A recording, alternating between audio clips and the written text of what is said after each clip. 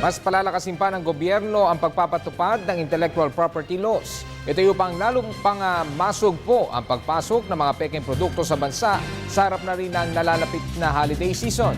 Si George Bandola sa detalye.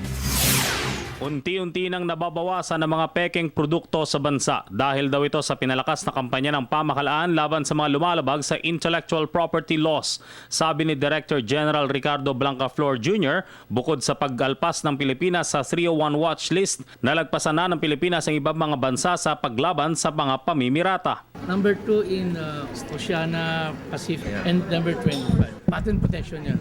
Only next to Japan. Tinalo natin yung Australia, we dislodged Korea.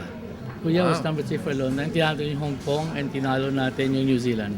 Ngayong papalapit ng holiday season, mas pinapalakas daw ng IFOFIL ang kampanya dahil sigurado na ang pagdagsa nito mula sa mga food items, damit, gamot, DVD and CDs at iba pa. Continued vigilance, continued interagency joint operations, and continued awareness. Kaya nagpapasalamat ako sa inyo to raise awareness because half of the fight is raising awareness.